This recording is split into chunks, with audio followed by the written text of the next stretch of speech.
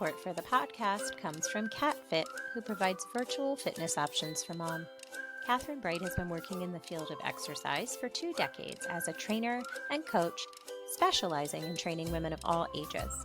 Her programs are uniquely designed to help moms who have recently had a baby by retraining their core and their postural strength to help you meet the demands of motherhood while building strength to rid your body of aches and pains.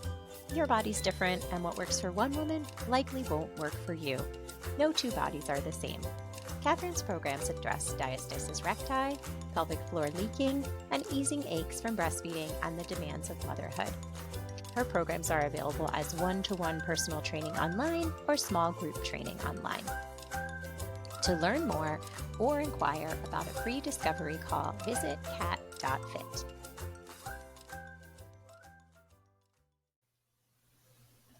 Hello and welcome to Parenting Stuff I Wish I Knew Sooner and Want You to Know Now. I'm your host, Erica Desper, founder of the Center for Confident Parenting and a mom who seemed to learn everything I needed to know the hardest way possible. And I'm on a mission to try to help you avoid the same. Today, I'm joined by Ashley Minni, a certified health and wellness coach, yoga instructor, and the founder of Foundation to Flourish, a health coaching program for overwhelmed moms. Well, you've come to the right mom. Ashley, thank you for joining me today. There go my foggy glasses, so they're coming off. Thank you so much for having me. Wonderful. I'm so glad you're here. I always say that I do this podcast for everyone else, but I really selfishly also do it for myself. And I am in just the perfect place of overwhelm and burnout for this topic. So I am excited to hear all the suggestions that you give today. Before we dig into our topic, tell our listeners a little bit about yourself, your family, and how you came to do what it is that you're doing now. Yeah, so I've had a few different careers that led me to this role. I spent about 7 years in corporate retail and another 7 fundraising for a nonprofit organization. And during that time, I had cycle after cycle of burnout. I wasn't satisfied with my job. And so in order to feel fulfilled, I was constantly overloading my plate. I was volunteering. I was working long hours. I moved cities. I changed companies. And then finally was diagnosed with an autoimmune disorder, which I think clearly was my body telling me, you were just doing too much. You need to slow down. I was already struggling mentally, but now physically my health was becoming a challenge. And so after recovering my health, I went through a yoga teacher training, and I realized that I needed to make some serious changes to my lifestyle in order to release this constant overwhelm and stress.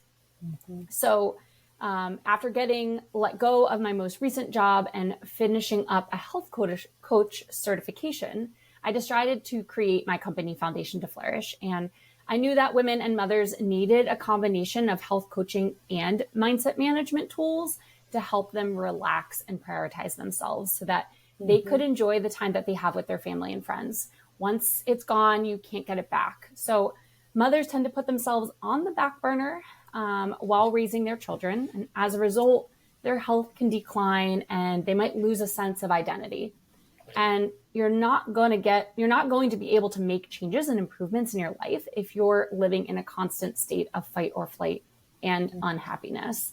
And my goal is to help my students and clients uncover their inner strength, explore flexibility physically and mentally, and cultivate calmness.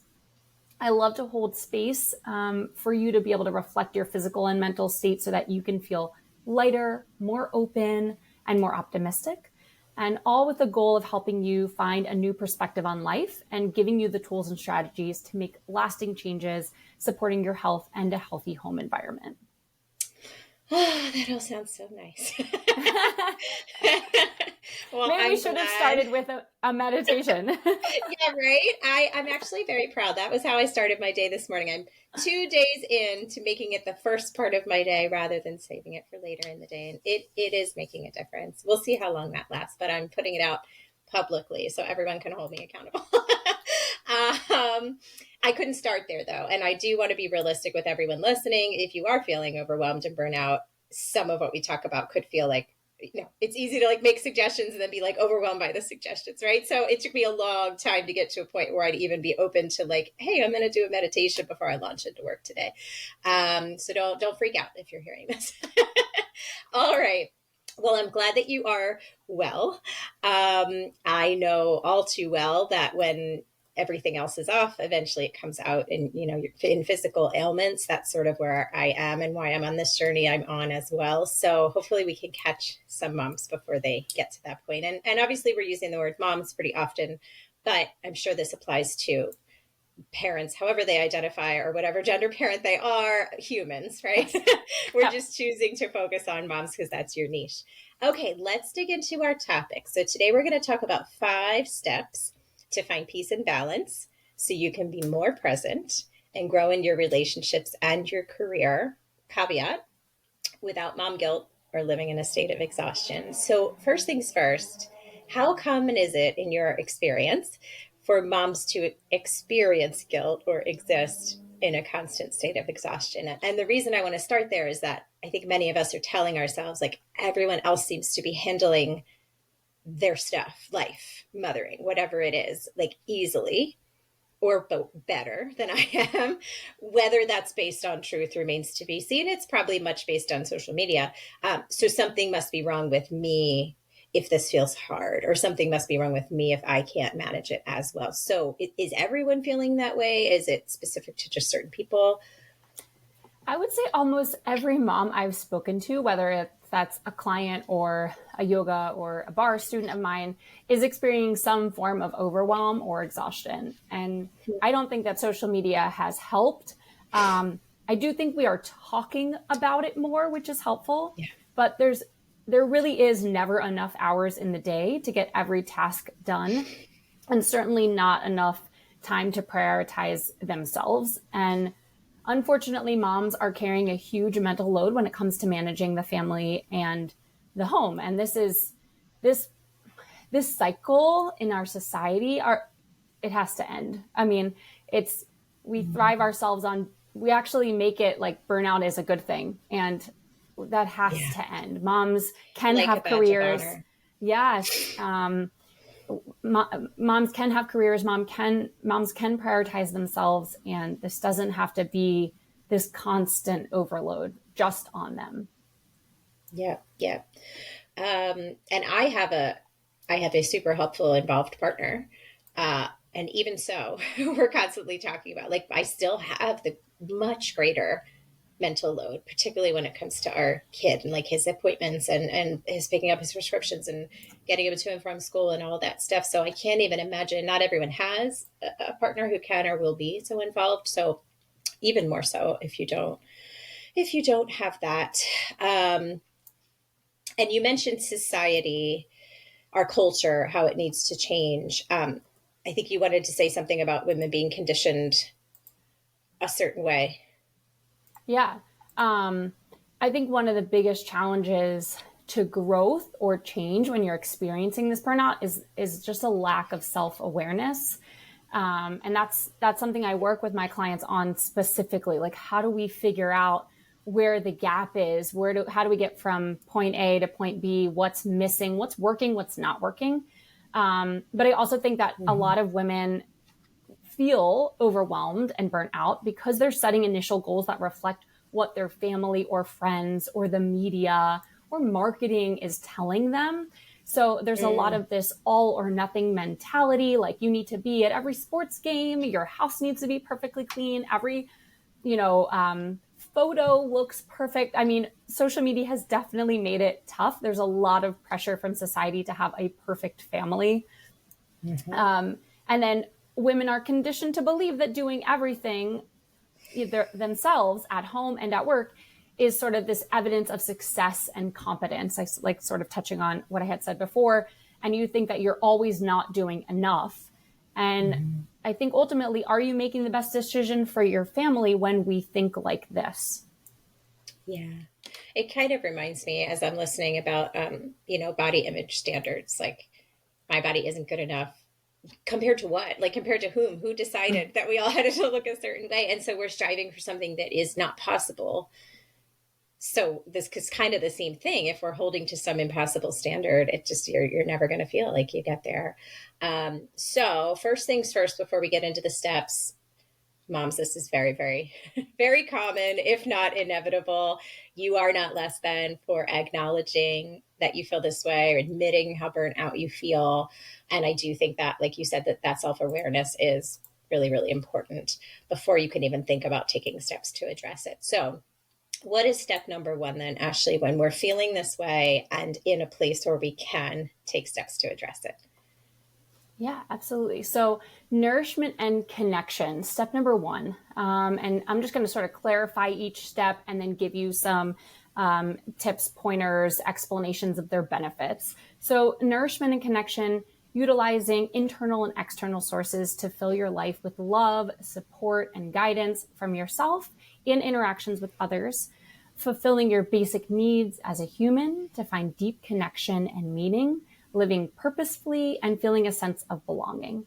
And then finally, remembering how powerful human connection is, and that finding your village is almost critical to you leading a happy and fulfilling life. I want to stress that there is more than one way to fill yourself up. You need to understand how to source emotional nourishment for yourself internally before relying on external sources. And I want to touch on this just a little bit, just grabbing my notes on that. So when we talk about external sources, we're talking about, things you may have heard of before, but I don't want your eyes or your ears to glaze over this, right? Because yes, you need to eat healthier, but or implementing or eat period. Yes. Remembering eat more than the crust from the sandwich you made for your kid. Yes. Right. And it's when you have little kids, you're sort of eating in like segments, like you're feeding one kid and maybe, you're eating last. So there's a lot that goes in. That could be a whole nother topic, but, nourishing yourself with healthy food, hydrating yourself, external resources. We'll talk about movement later, but relationships, who are you surrounding yourself with? What are you consuming? And I mean that in the sense of, is that the podcasts you're listening to, right? Are they educational? Are they filling you up? Are they exciting you? Or are they bringing you down and making you feel worse? If you're watching the news, what sort of information are you listening to? Is it, every murder that's happening outside? And I'm not saying don't listen to stuff, but make sure it's balanced and that you are filling yourself up. And then from an internal source, mental, emotional, and spiritual sources. Mentally, are you able to forgive or make peace with your family and friends? And making peace with yourself, number one. Right? There's all this pressure we're talking about. I struggled with a lot of negative spiraling in my head, a lot of horrible negative self-talk, right? How can we shift that before we even talk about what we're consuming externally? And then emotionally emotionally avoiding those high expectations on yourself. And spiritually, whether that's a religion or just some form of hope or faith, some way to cultivate that into your life. So I know I went sort of a lot into that, but I want you to be able to think about nourishment as a larger sphere and not just as one little component of your life. Sure. And just to pause there for a second, I am the kind of person that'll be like, okay, starting tomorrow, like I'm drinking all the water and I'm making, setting alarms to eat my meals and like, I'm going to be completely different, right? That's probably not a long-term way to, like, I'm guessing you will say, pick one thing to focus on, build that in, make sure it sticks, then pick another thing. Or are we trying to make a huge sweeping chain that might also overwhelm us? Yeah, that's a great question. I've done that myself too. I'm like, oh, Monday, I'm doing this. The best way, and I work with my clients on this, the best way to start implementing stuff is really starting with a vision of what you want your life to look like. And it can be on one particular topic. I know a lot of people struggle just to get enough water intake just to hydrate. So whether that's, sitting down and asking yourself, what is the benefit of this? And how does it tie back into how I want my life to look like? It's those little, it's that self-reflection and those moments where you start to really create a deeper reason to make the change. And then I also work with my clients to make sure they are confident when we set those goals. So to your point, when we set these really high expectations, like all of a sudden I'm going to go from 0 to 100. Well, there's almost always a big letdown because we weren't really confident in that. We just felt like that's what we should do or what we needed to do. So we break down those barriers and we make the goals very achievable. Yeah. And I like that you said there are different ways to fill your cup or whatever your words were. And I know you're going to dig into that a little bit more. That was really hard for me when I first started with a therapist or started back with a therapist. We were talking a lot about self-care and I had none. And so I was like, all right, fine, I'll focus on self-care. I even hate the word, right? So I'd come back to my session and say like, okay, I met with a friend and I took a walk and she was like, I feel, but how do you feel after doing that? I was like, I feel like I did the things that you said I was supposed to do. She was like, well, are you just checking off boxes? I'm like, yes, that's what I do. I'm a list maker and a box checker, but I wasn't getting actually recharged from those things. And it was really hard. It was a journey for me to figure out what are the things I can put on a list and check off that will actually give me that refreshed feeling. And my list is very different from what someone else's list might be. And I just want everyone to hear that. Like it's a task just to even sometimes figure out if you've lost your identity and you've put yourself on the back burner to parent, you may have lost track of what those things even were or are for who you are now. Absolutely. That's really well said. It really takes some time to just reflect on what you need. I've touched on it a couple of times, but I think you said it really well. So I'm not going to try to rephrase it again. Okay. It takes a little bit of time to go back in and check in and say, what do I want? What makes me happy? Mm-hmm. Yeah. So just give yourself grace. If you're not sure it isn't working, I think there will be something. It may take some time to figure out what it is or what those things are. Yes. Giving yourself grace. Awesome. Okay. So, more than one way to fill up. I think that's where we were. Yeah. So, making space to accept yourself, I touched on, and your decisions, and if necessary, forgiving yourself, having a handful of people you can depend on, and evolving together through all of the phases of life. It's quality over quantity. You don't need to have 1,000 people to call on all the time. You don't need to try to nourish lots of different relationships. That's hard, especially as we get older, especially as families grow. So it's really focusing on those specific people in your life that you can grow with and that understand you. So some more specific ways on how to fuel yourself. Implementing mindset management tools. You touched on your meditation you did this morning. These can really help you relieve stress, uncover the values, the things you might have lost track of, implement goals, and also know your strengths. So a couple things I want to touch on. One, your values. Those are things that you're going to have to do exactly what you said, go a little deeper. The goals, we work through the strategy with that in my program. And the strengths, I want everyone to feel like they have a skill, that they are passionate about something, they are capable of the things. We're not going to make changes in our life if we don't feel we have that self-efficacy, we don't feel like we're capable of it. So I work with clients specifically on that. Like, you should know and be proud of everything you have to offer. And I don't want you to lose sight of that as you're going through that journey as a mother and trying to do everything else. It's very important. So again, mindset management tools might include some meditation. I also incorporate yoga and journaling for people. That could just be some light reading, self-help, development, whatever that looks like. And if you're not a yoga person, I know some people are like, I'm just not flexible. It's my favorite line I hear from people. That's why people do yoga. It's not, at least in my program, it's not necessarily meant to be an exercise, although it can be, if that's, how you like to do your yoga. It's meant to relax you, calm your mind, open yourself physically, calm your mind mentally so you can think more clearly.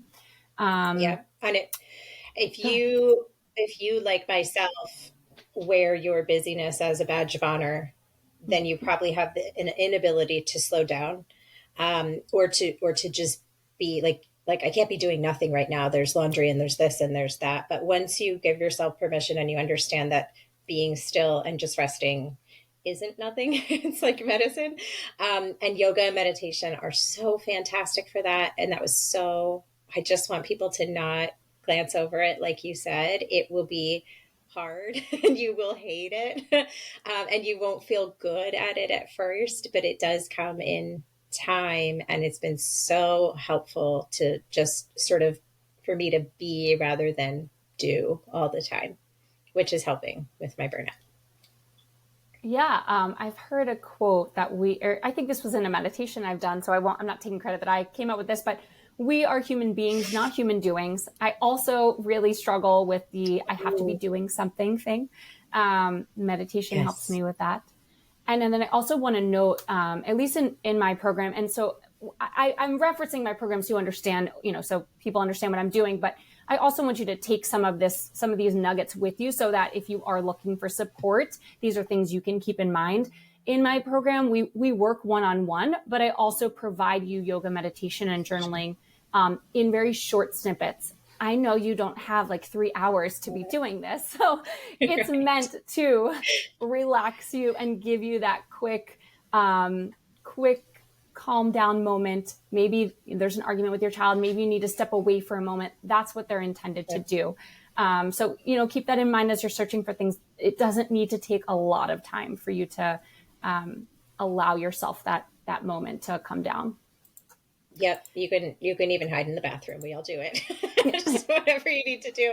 And I wanted to go back to the reading because that was a hard thing for me too. I have so many books that I'm supposed to be reading for work, for clients or podcasts, for this and for that. And I have a rule now. Like I'm just on a break. I'm on a break from my self-help books. I'm on a break from my professional books. I'm just reading for pleasure.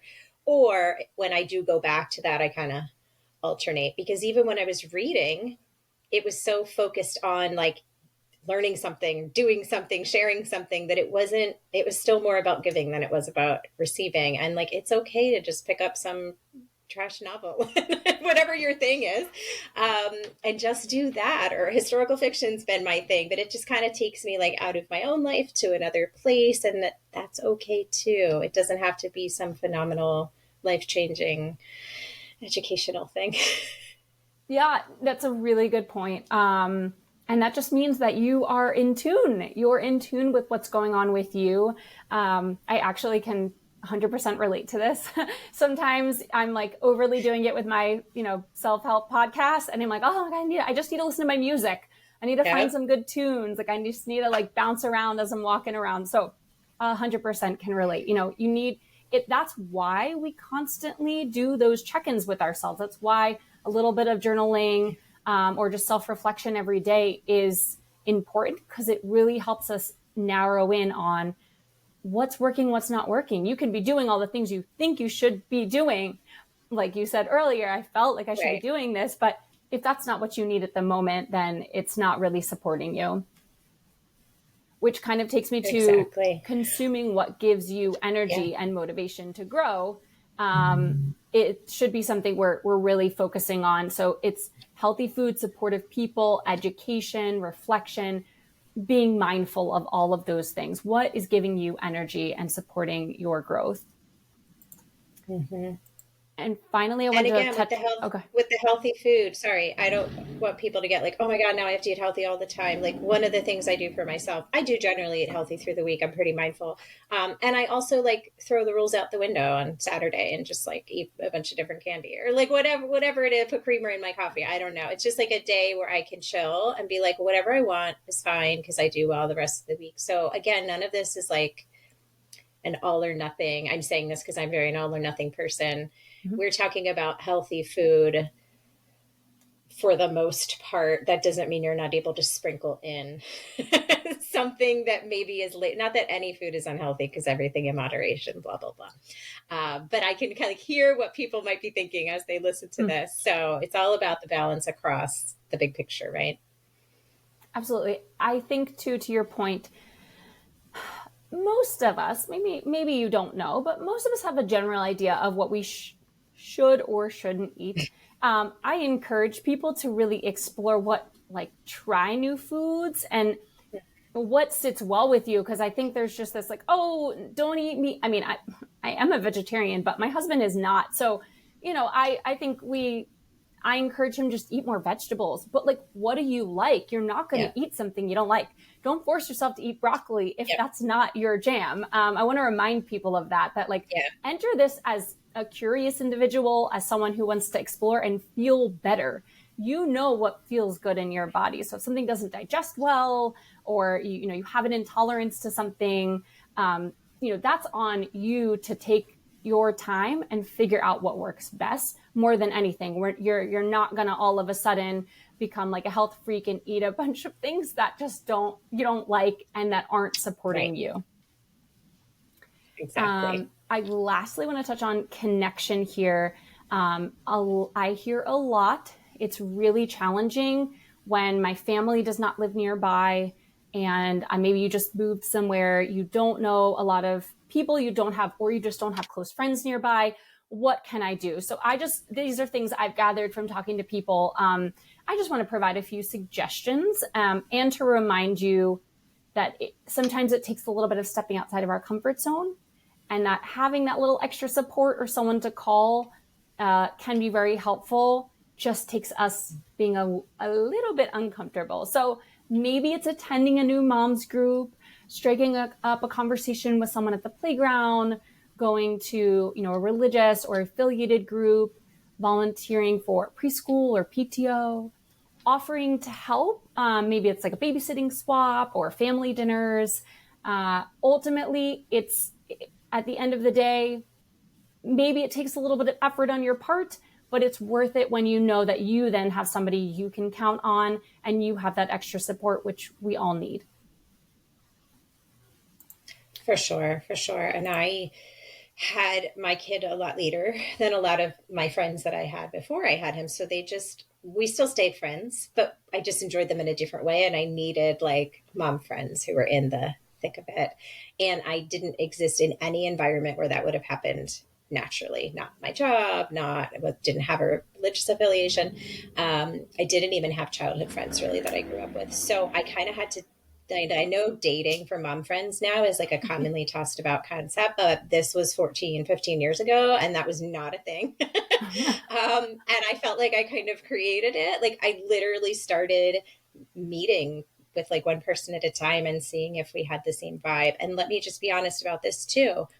Most of them I did not vibe with at all.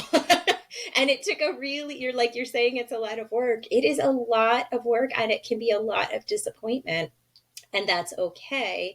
I would also like to wrap that up with, I did meet one of my dearest friends in the entire world through that process. She actually married my second husband, and our kids are still friends. Like it's something really great came out of that, but there were a lot of sort of, bad apple vibes before I landed on her. So just don't expect it to, be magical right away. I know the mom group thing can be really hard if you're not vibing with the other moms, and it can sometimes make you feel worse, not better, but there will be someone that gets you, and that will be really important. Yeah. And then that's a beautiful way to grow. Your child's in similar phases of life. You're then in similar phases of life. So yeah, unfortunately, we're all dealt different hands. We're all in different scenarios. Maybe some people have family close by, maybe they don't, but there is hope for finding connection and support, but sometimes it takes a little extra work. But I just want to close on nourishment and connection, and really properly fueling yourself is the only way to sustain your well-being. And your well-being is dependent on how, your home environment ends up being. Mm-hmm. So you can give more to your kids if you're giving more to yourself.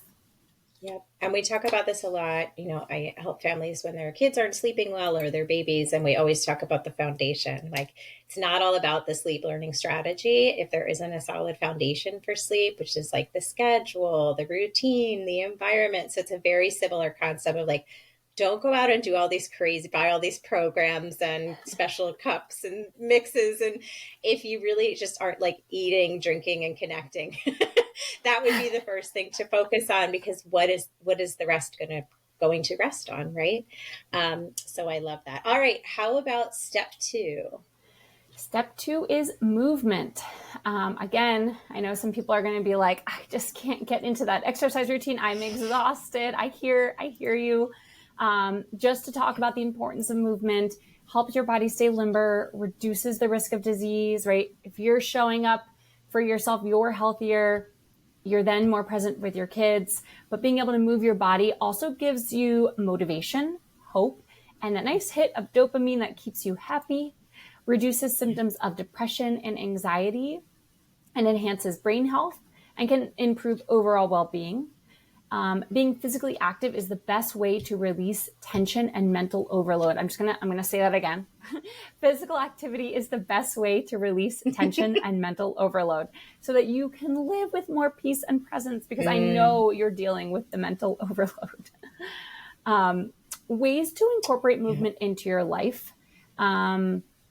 You're consistent with your activity so that you can plan for it and around it. That comes a lot back to just goal setting and implementing and feeling confident with the expectations you're putting on yourself to do that.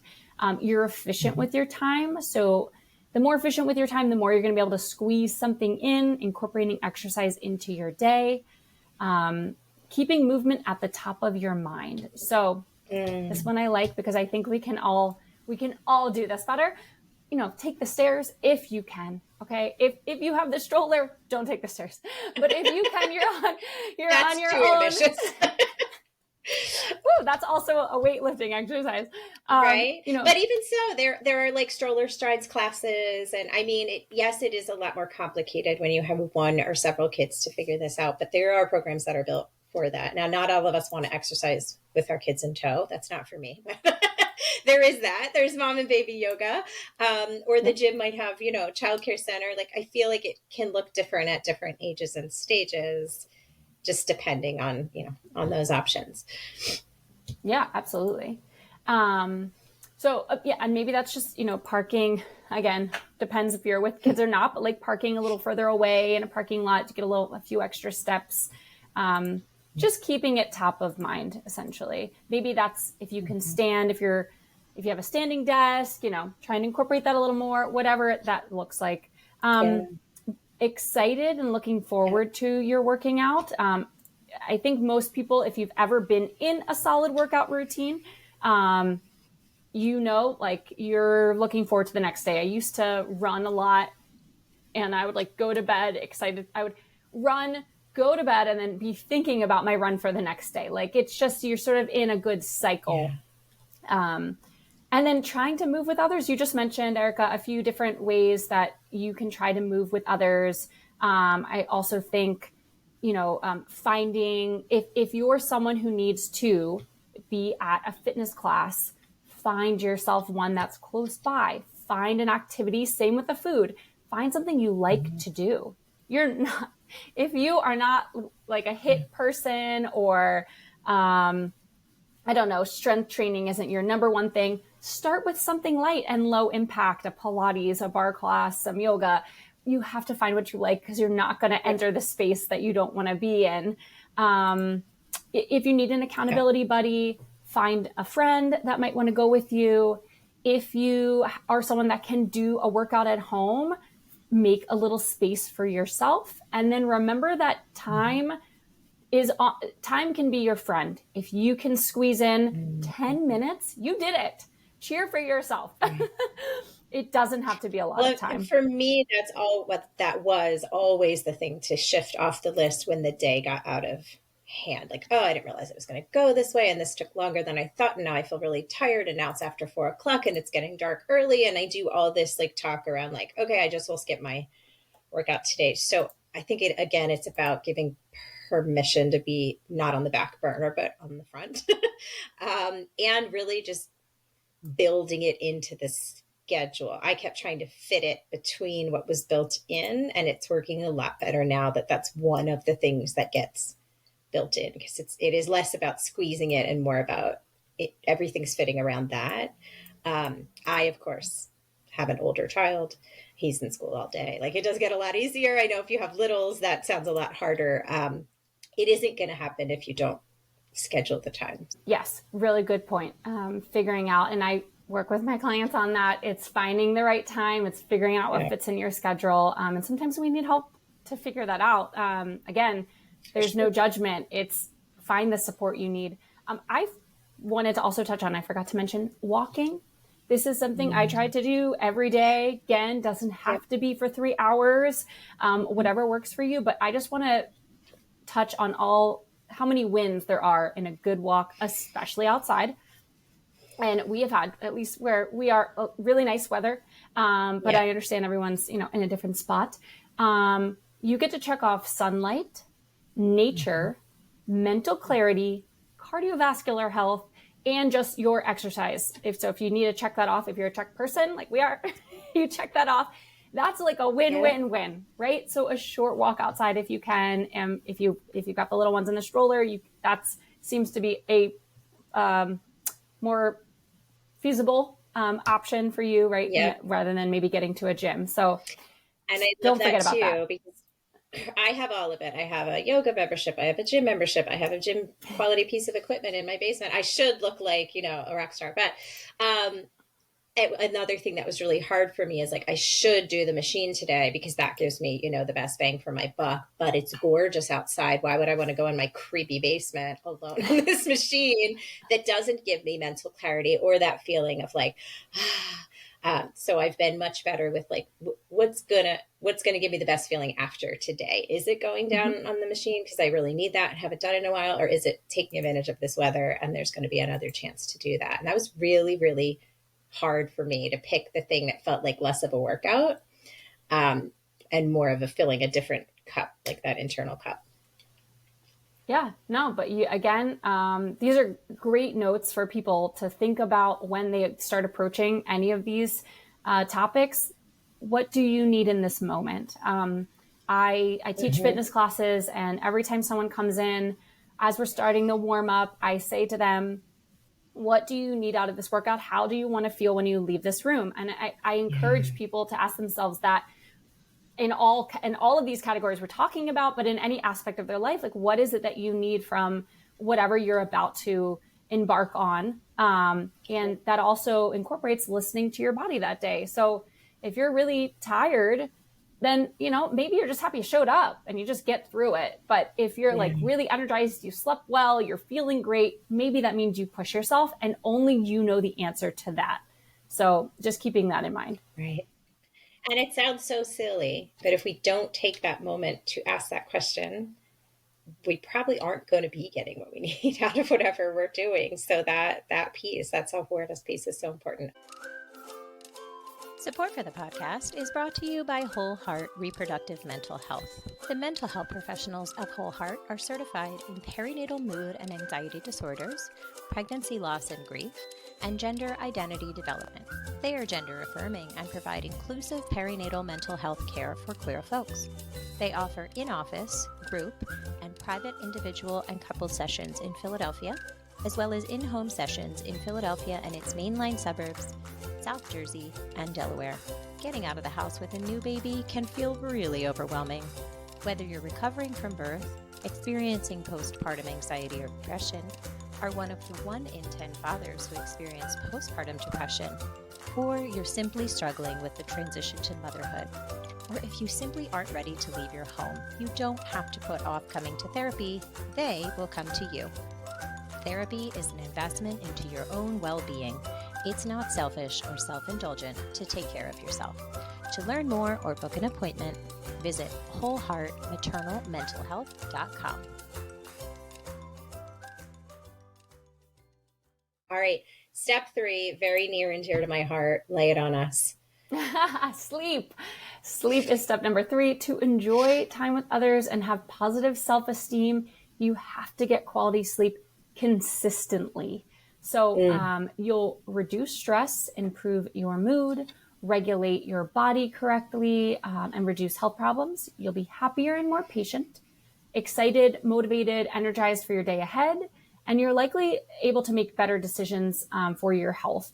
I was just reading an article the other day, so I added this, that sleep actually detoxes the brain. And I'm not going to go into the science of it because that's not my area of expertise, but I just found it very important that there are reasons that you feel foggy and not great and don't feel like you're making the best decisions when you aren't getting the proper sleep every day. Your brain is literally doing things to help you think clearer when you get proper sleep. I think everyone thinks it's this very like empty state of just sleeping, but there's so much work that's happening in the organs and the brain and everywhere else. Like it's just so critical. Like imagine the sanitation department just went on strike and didn't come for weeks and months, what the neighborhood would look like, right? Like you need that regular program clearing everything out. So that's a really good point. If you weren't already aware of that, it's very, very important.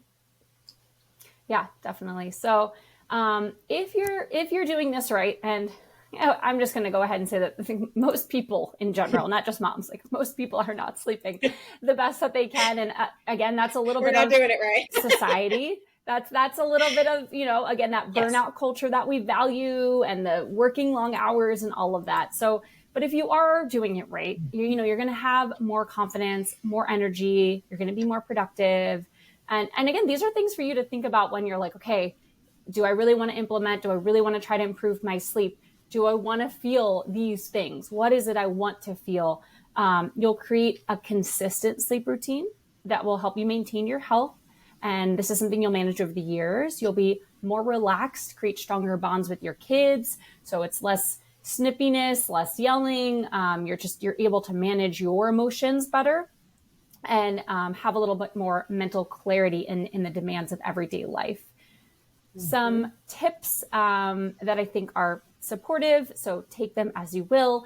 But I also think this is just almost very critical that sleep starts in the morning. That the best thing you can do for yourself so is get sunlight in your eyeballs as soon as you wake up. So whether, it's so hard to get people to understand that you can't make sleep changes when you go to sleep. I mean, you can, some of those changes happen there, but like if the day didn't line up well, you're kind of behind the 8 ball already. And we talk about this all the time with babies and children. Parents are like, what do I do at 2 a.m. when it's not going well? I'm like, yeah, we need a solution for that. But the big picture solution to that is going to be like starting the day differently, aligning the day differently. And then that's where the 2 a.m. solution comes from. But that's really hard for people to wrap their heads around. Yep. And, honestly, we're not taught this. So like, again, give yourself some grace. There's no manual that we learned in school. But yes, getting sunlight into your eyeballs as soon as you wake up. I often just try to, and I'm not perfect at this either, but I do my best. I step outside, whether it's on my balcony or go for a walk in the morning. It doesn't have to be a lot of time. If it's a sunny day, 5 minutes is enough. It'll help reset your circadian rhythm and all the other scientific things that are going on, but it is really critical. Inviting movement into your day. We just talked a lot about movement, but that being able to physically exhaust your muscles and your energy supply will help you naturally be more tired at night. And this is a side note that if you are dealing with, and my husband has ADHD, so sort of a different realm, you are going to need a little extra support. Sure. So know that if you are dealing with any other challenges, you might need to seek additional support. But that regular sleep is challenging for most people. So don't feel too bad. It just adds another layer of challenge. So then you did touch on creating that nighttime routine. We can also work on this. I call this like my unwind time. No screens, amber lights or softer lighting, soft music. There's many different things. Again, it's figuring out what works for you. So whether that's a little bit of stretching, meditation, journaling, or reading. I have incorporated a journaling exercise like with my husband. So like we sort of have that time to check in a little bit. We try to keep it light because when you go too into certain topics, then there's like an argument in bed and we don't want that. But, it's like, how was your day? Those types of things. Right. If you need an additional like sleep supportive supplement, work with your doctor. There are over the counter things, but Again, Yeah. I think that these are best to be used sort of occasionally, but work with, a medical team member on that. Yeah. If you have a smartwatch, which a lot of people now do have some form of Yep. that, it's a nice way to start tracking your sleep patterns. And then what I've learned over the years and things I've tried to implement is if you are trying to get to bed earlier, and this could be, we could do a whole podcast on sleep, but Yeah. think about what time you actually want to fall asleep and do a bit of like backtracking. So understanding how much time you need to take to fall asleep, and that's different for everyone.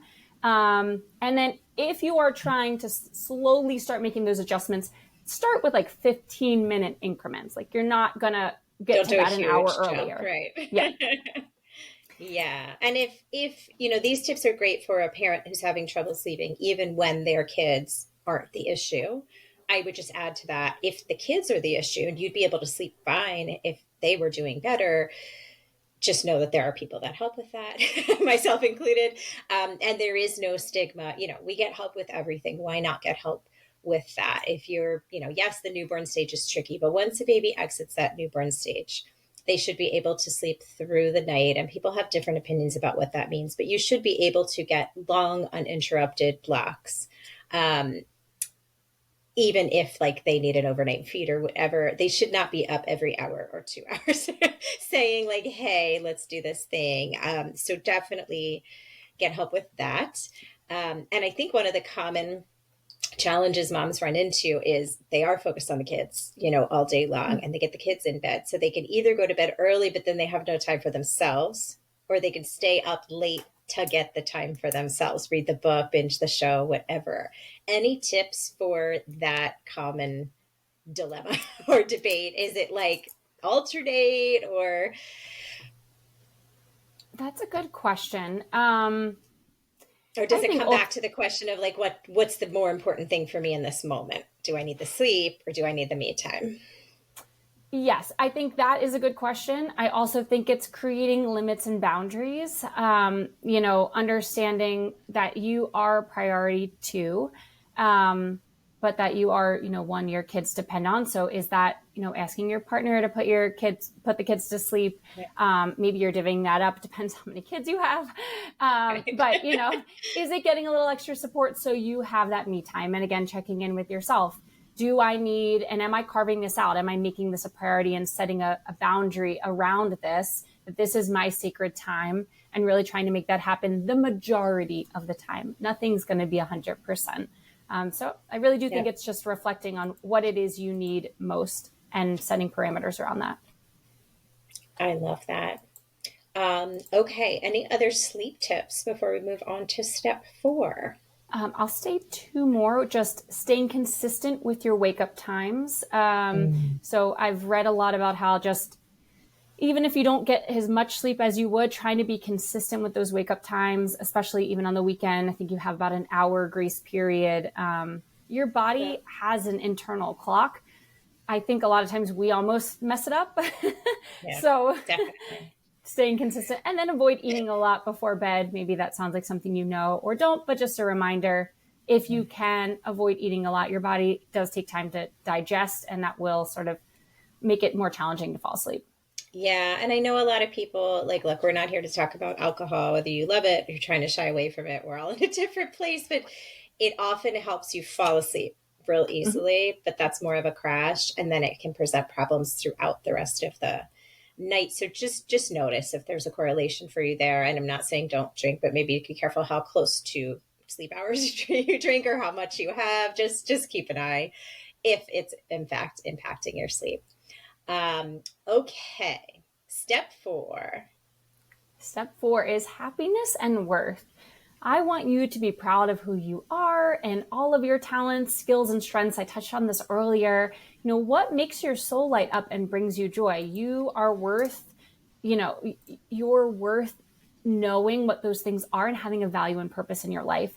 And if you don't know what is bringing you joy, you're always going to struggle to show up authentically. I'm going to say that one more time because I want people to take this seriously. If you don't know what brings you joy, you will always struggle to show up authentically, which means you're living out of alignment. You don't feel like you're connected to your work, you don't feel like you're connected to your children, your partner, your friends. You're going to feel like you're just living off track.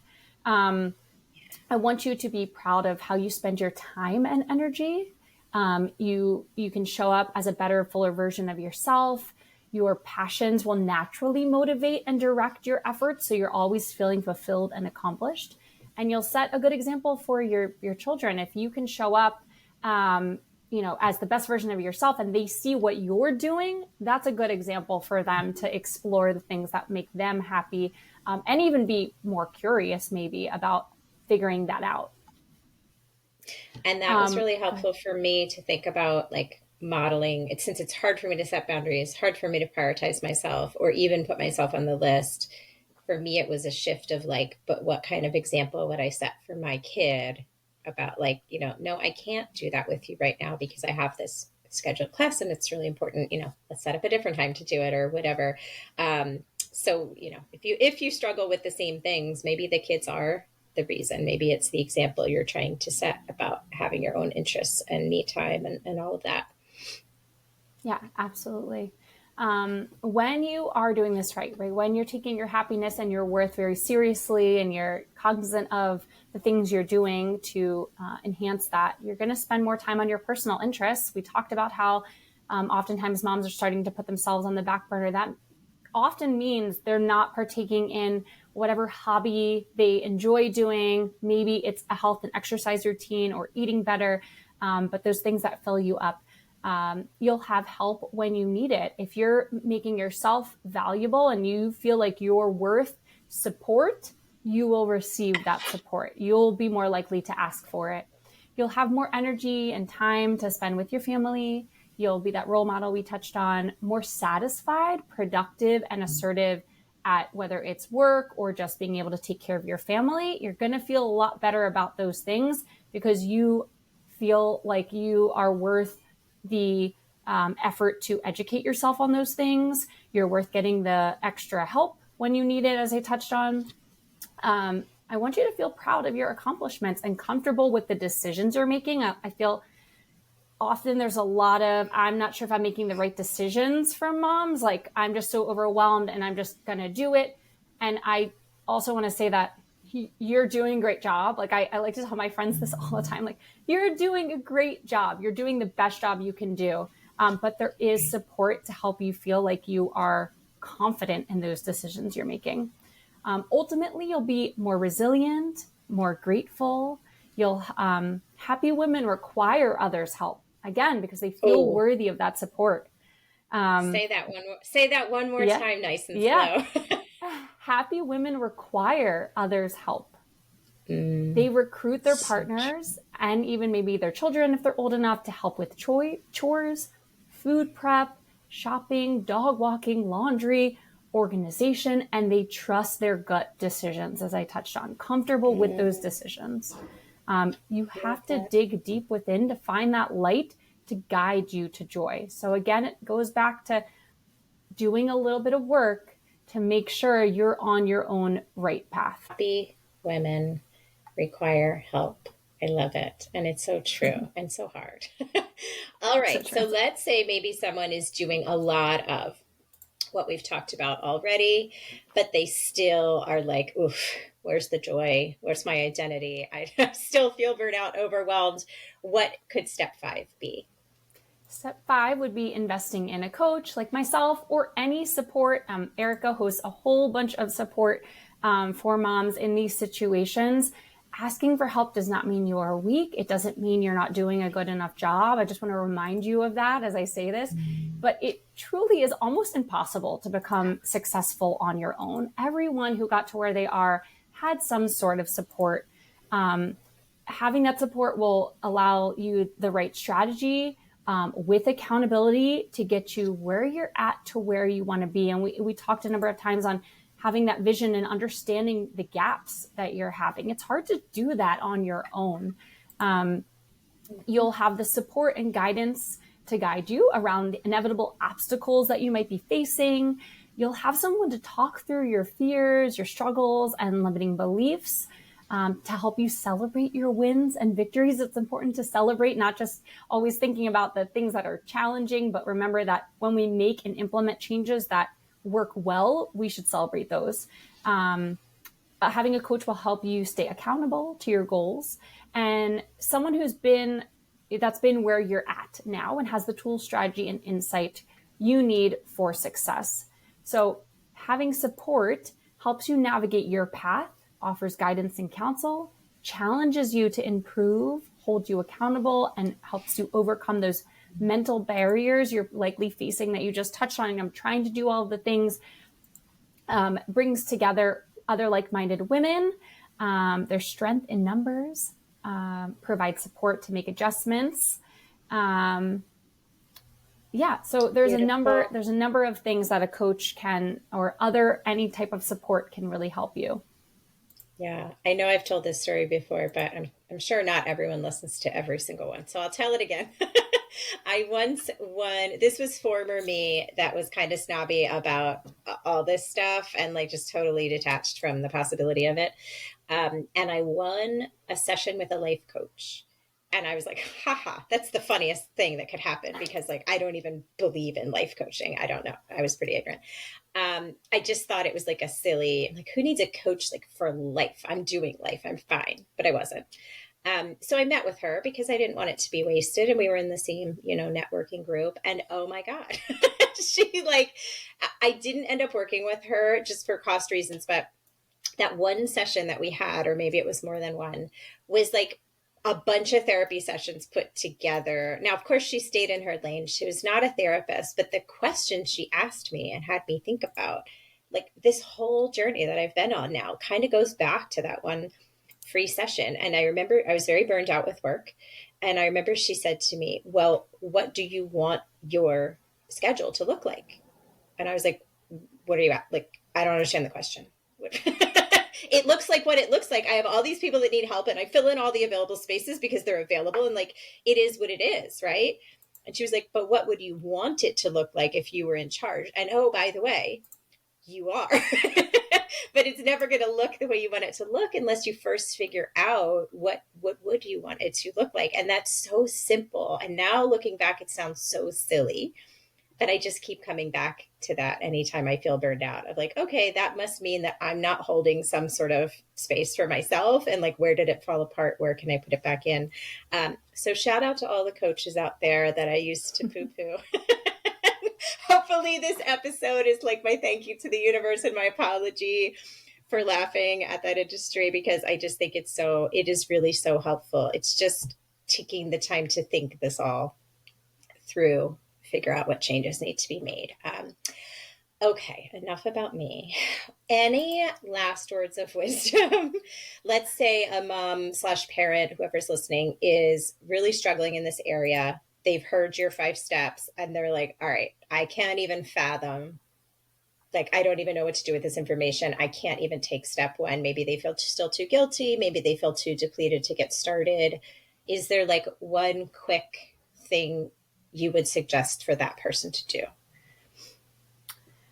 So first and foremost, I think you kind of just touched on it. So I was going to just comment on what you had just said, because it's really about the little things you do each day that make the biggest impact. And most people don't resist change. They resist being changed. This actually comes from motivational interviewing. If you can imagine the benefits of change and you feel aligned, passionate, and capable of making the change, you are more likely to engage in a change behavior. It's when we feel like, and suggestions are helpful sometimes, but oftentimes we feel like you're just being bombarded with suggestions and being told that you're constantly doing it wrong and you don't have any autonomy or authority to make these changes on your own. It's as if we always need something else, that external thing to fix the problem that we have, when really we can actually create the solutions. It's an empowerment thing to really believe. First and foremost, just believe in yourself, get that support, and I promise you will be able to make changes when you can start seeing the fact that you are able to and visualizing the benefit of the change you want to make. That's such a good point. Most people don't resist change, they resist being changed. So, where most women get stuck is what I was talking about earlier of like starting tomorrow, I'm going to drink the water, eat the food, get outside, which can just make us feel more overwhelmed, more chaotic. Um, so if a person is hearing this and about to do that, what would you suggest instead? Yeah, pick one thing, just one thing that you want to change. Well, I'm just going to use drinking water again because it's just an easy topic. Place to start. Easy place to start. You're going to first just ask yourself, what are the benefits of me drinking more water? What are the benefits of me being hydrated? And oftentimes that should connect with a value of yours. So whether a value is your health or being, your family being able to depend on you because you have more energy and you can think clearer and make better decisions. We'll go with that. Those are some of the reasons and values, right? Your health, just being there for your family. I would then step back and say, okay, what is a reasonable, how much water do I want to drink? Let's make it very, very clear. So SMART goals, we'll break it down, and maybe you've heard SMART goals before, but we want to make it very specific, measurable, action-based, realistic, and timely. So you wanted, I don't know, what do I have here? 40 ounces. You want to drink 40 ounces. How am I going to do that? We're going to break it down. What realistically can I do in my day to make that happen? And then how confident am I that I'm going to be able to implement that? So after you answer those specific questions, if your confidence level is not at a minimum of a 7, right? You've laid out your week. Okay, I'm going to drink every morning. I'm going to drink X amount of water, and then every afternoon, and then every evening, and then I should be able to get it in each day. How many days a week? Be very, very clear and specific on how much you're going to drink, how frequently you're going to drink it. And then ask yourself, is that achievable? Whatever I just laid out, how confident do I feel I can do it? So if you say I'm at a 5, you've either got to knock a day down, adjust the quantity of the water, whatever that may be. But if you feel like, you're a 7 or above, you go ahead, you attempt to implement. You come back at the end of the week and you say, how well did I do? You don't get angry at yourself. You simply just say, what was my success rate on this? 0 to 10, how successful was I? And then you would ask yourself, what adjustments do I need to make again? What didn't work last week? What went well? A lot of what health coaching and coaching, I think in general, is we focus on the positive. So we're constantly saying what went well, and then we're adjusting what didn't work. Yeah. And I know that there is, I'm not super familiar with it, but I know there is some research to support the fact that getting that quick win, like if you set a super attainable goal with the water and you hit it, you are far more likely to then set a slightly bigger goal and hit that. Whereas if you were like, I'm going to drink, 110 ounces today, and you don't, the whole thing might be over. So it's almost better to just keep the bar not too high and then kind of keep raising it like a ladder versus just trying to jump straight to the top. Yeah. 100%. I have a great image of, I'll try to just lay it out. It's 2 ladders side by side, and somebody is climbing up one, which has which has few steps, and the other one has a lot of little steps. Much easier to climb with a lot of steps. So there you go. You take one step at a time, and you take a lot of them. When I work with clients, we set out 3-month goals, and we create a vision. So your goal is always tied to your 3-month goals and your vision. It's not just like a floating goal that isn't aligned with anything else. I will say that's another critical part of making goals. As I touched on, think about your values and what the ultimate benefit of that, for this example, drinking water is. So if it's not connected to something, it's going to be much harder to implement because you won't see the long term. I would even start the 3-month goals are just enough time to start to see those changes happen and the benefits of them. If you're like, okay, it's important to set longer goals, but remember that you need those short wins to get to that larger one. Yeah. And we use a similar visual with our potty training families when we're trying to help the parents understand that some kids need that process broken down into smaller components and baby steps. They can't just jump straight to everything goes on the big adult toilet and we're wearing pants and underwear and like the big shebang. So our visual shows a kid trying to reach a ladder, but they're not tall enough to grab that first rung. So the rest of the ladder is a moot point. We need to add a lower rung that's more attainable so they can kind of get up it. So similar, we do a lot of this stuff with our kids, and we'd probably give other people more grace than maybe we'd give ourselves. But it is totally okay, and likely even more ideal, to break it down, set smaller goals. I think that's beautiful. All right, awesome. Okay. That was a lot to cover. And hopefully we made it seem empowering, not overwhelming. But if someone is hearing this and like, okay, I hear you, I need support, I want to work with you or work with someone, what's the last thing you would want to tell us about that? Yeah. Ask yourself how much more time you want to spend feeling overwhelmed and not enjoying the time that you're missing out with on your family because you're just overwhelmed and exhausted. And remembering that once that time is gone, you can't get it back. So all I want for you is to take care of yourself and enjoy the time with your family. And now's the time for you to choose, right? If you're happy with how things are going and there's nothing you need to do, then, stay as is. But if you're not and you are looking to make those changes, then you need to choose a different path. I am offering, and that means get support, right? So if it's with me, I'm offering a free 45-minute discovery session, and we'll talk through what you're struggling with, and I'll see if you'd be a good fit for my program. There's no pressure. I think even in that 45 minutes, you would discover something about yourself that you might be overlooking. So sometimes just having those conversations with people is really critical. Yeah, absolutely. And I will, of course, link everyone to that complimentary session in the description of this episode. Ashley, thank you so much for joining me. Parents, thank you for listening. I will, of course, be back soon with more stuff that I wish I knew sooner. This one was particularly applicable to me. In the meantime, I will leave you with my short list of some of the stuff I've learned the hardest way, almost all of which we've actually touched on today, but this is the list I give every time. Number one, we are not meant to do life alone. We're certainly not meant to do parenting alone. So accept help when it's offered, ask for it when it isn't.